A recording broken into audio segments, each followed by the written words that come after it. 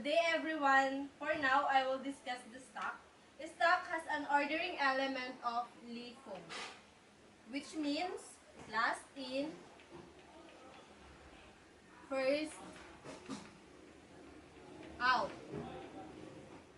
So now, I will show you the operations that we will use in the stock. First is the push. We will use push to add the element. And to remove the element or delete the element, we will use pop, remove or delete.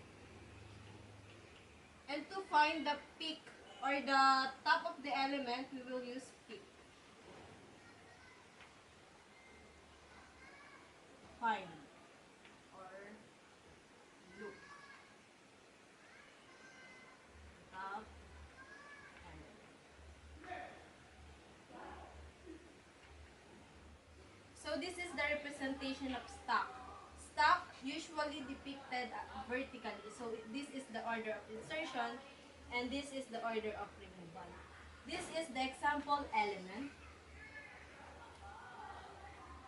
And this is the stock element.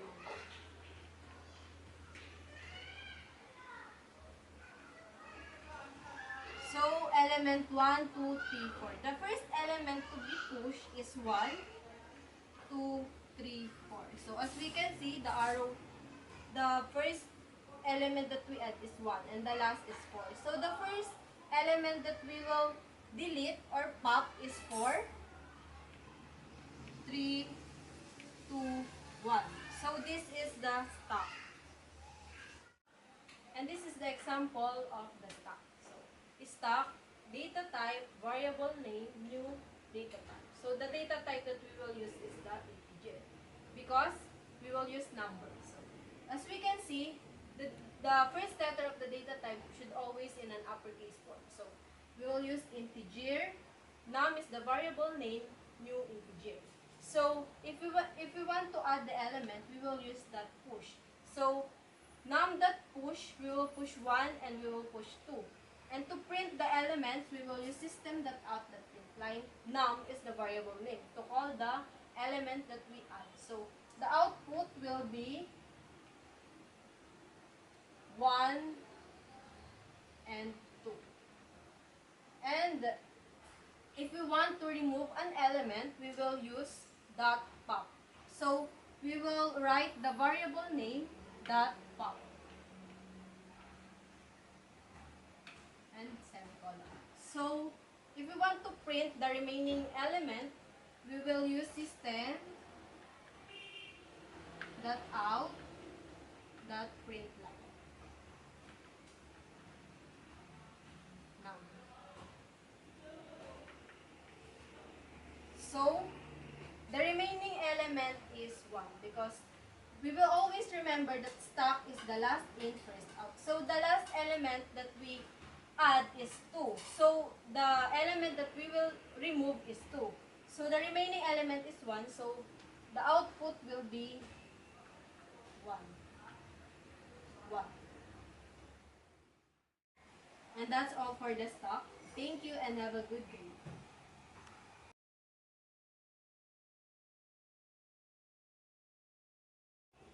So good day everyone. I'm here to discuss to you the queue. So when we say queue, it is defined by FIFO, which means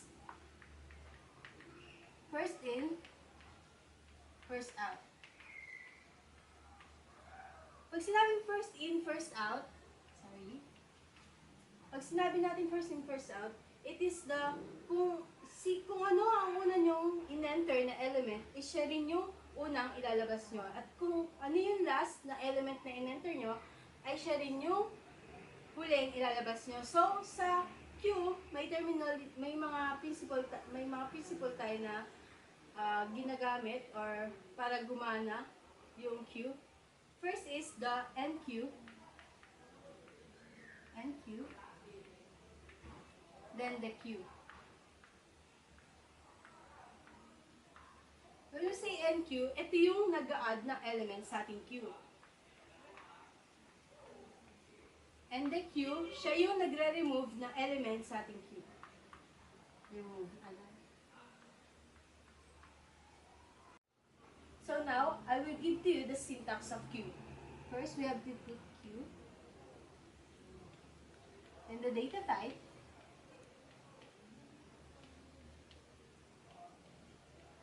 And then, the variable.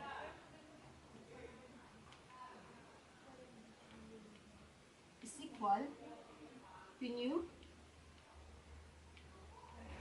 linked list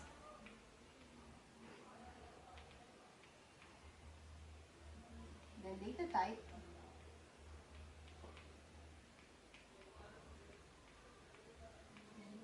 open and close parentheses. So now I will give to you the example of this syntax. First example. Example Q, then for example we have the integer. So if we put data type here, kailangan lagi siya naka-uppercase. So integer, then variable name natin is num, equal siya sa new linked list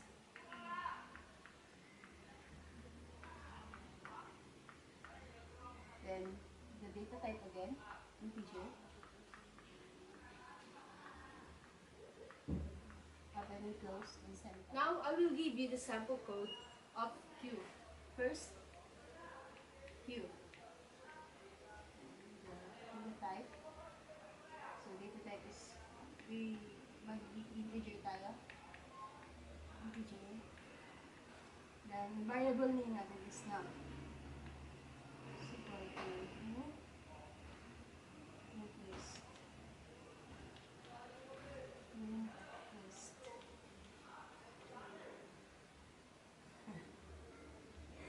list. And then, tapos yan is, i-add na natin yung mga gusto nating na integer. So, i-call natin yung num. Dahil siyang variable din natin, num dot add. Tapos, yung number na i-add natin. So, 1.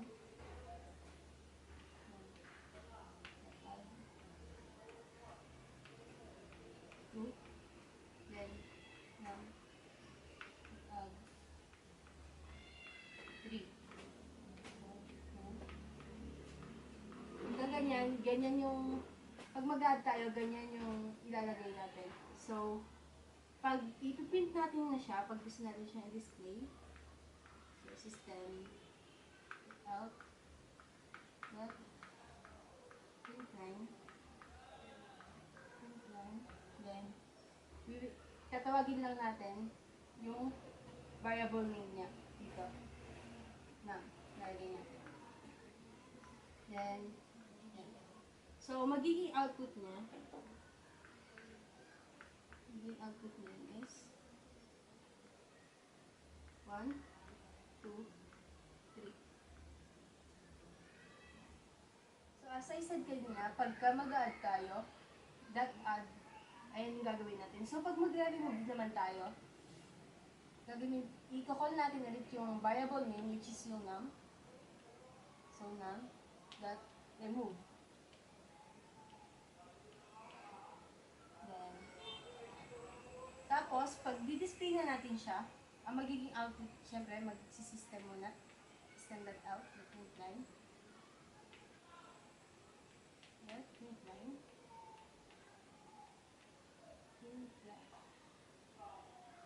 So, dito yung num. Then, ang magiging output niya is, dahil nag-remove tayo, ang magiging output niya, di ba sinabi natin pag Q, first in, first out. So, dahil nauna natin i-enter yung 1, si 1 yung ma-remove. So, ang magiging output niya is 2 and 3. Ito na lang yung remaining nating elements sa loob ng Q. So, now that's for all. Thank you and have a good day.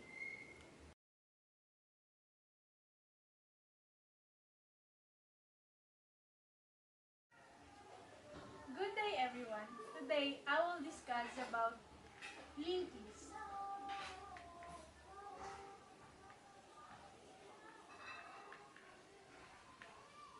Linked list. Linked list is a sequential access data structures where each element can be accessed only in a particular order. Important terms to understand the concept of linked list. The first one is link. The link can store data called an element. The number two is next. Next contains a link to the link called next. The number three is linked list.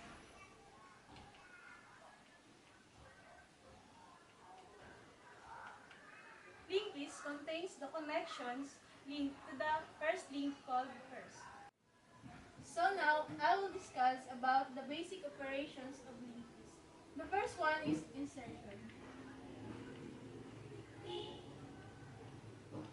Insertion is adding an element at the beginning of the linked list. The next is deletion.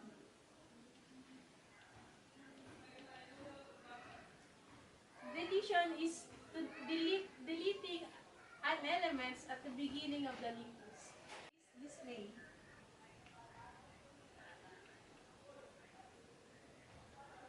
Display is displays the complete list. The next is search. Search is the element using the given key.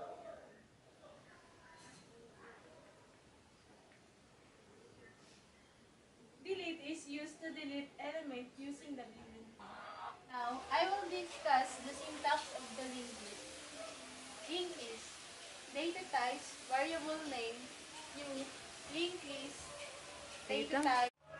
Always remember that the first letter of the data types is always in uppercase. Now, I will discuss the sample code of linked list. This one is the syntax of the linked list.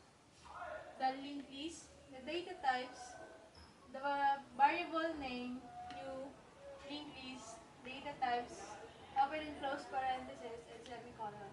When you end the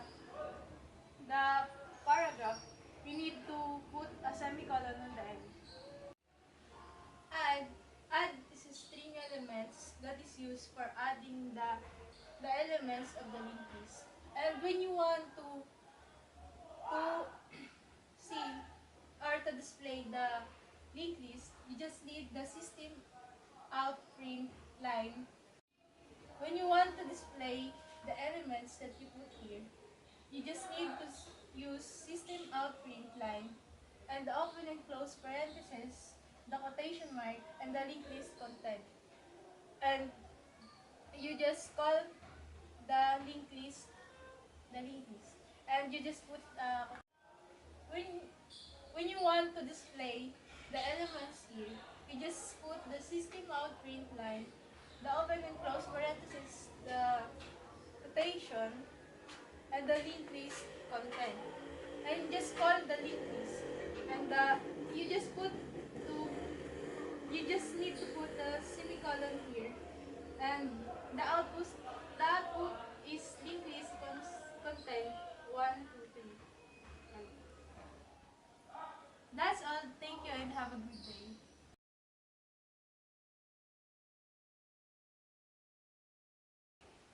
Good day, everyone. I will discuss today arrays.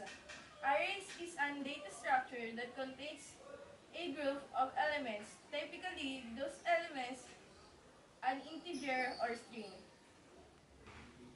So, here's the example of arrays.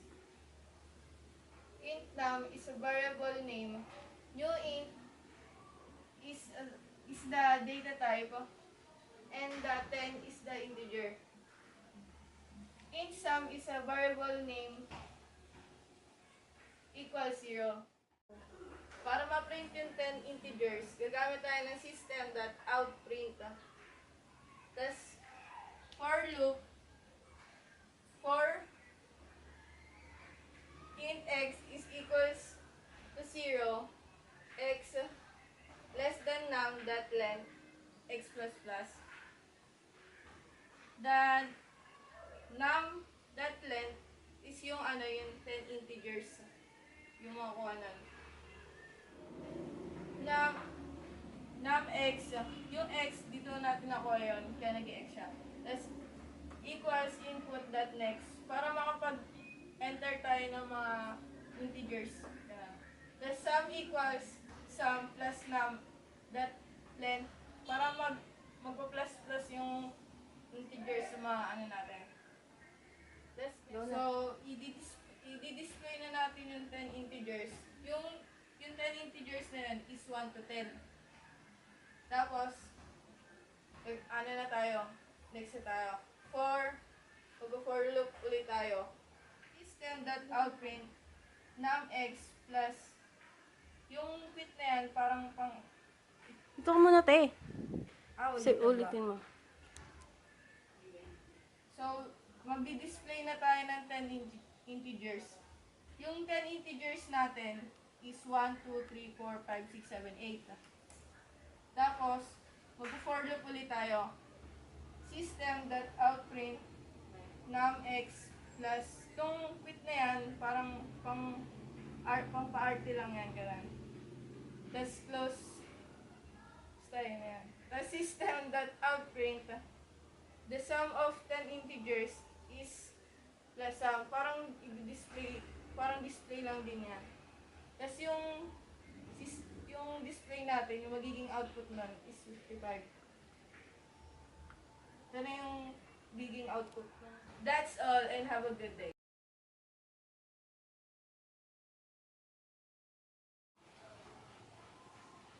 Hi, good day. Today I will be discussing the concept of array in relation of ascending and descending order. Now, we're going to discuss the syntax of array in ascending order. So, your data type, variable, and the given array. Magamit tayo ng arrays that sort for sorting of your array. Ito naman yung variable mo for array. Then, for displaying, system of the printing line. And arrays to string, to convert your array to string into string. Then, kakal mo dito yung array mo. Then, ang magiging kalabasan yan, pag niran mo yung program, ito na nga siya. 5, 10, 15, 20. Okay, next, we're going to discuss the descending order of an array. Okay, now, we're going to discuss the descending order of an array. So, gagamit tayo dito ng import java.util collections para sa descending order. So, dapat yung yung data type, capital letter, integer, and kompleto dapat.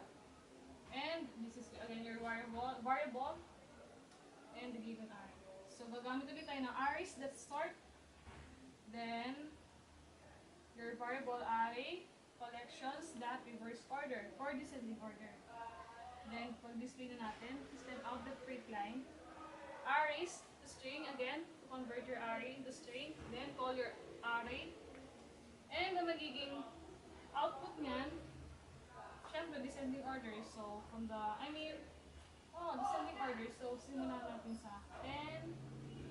Pag niran mo yung program, ganito yung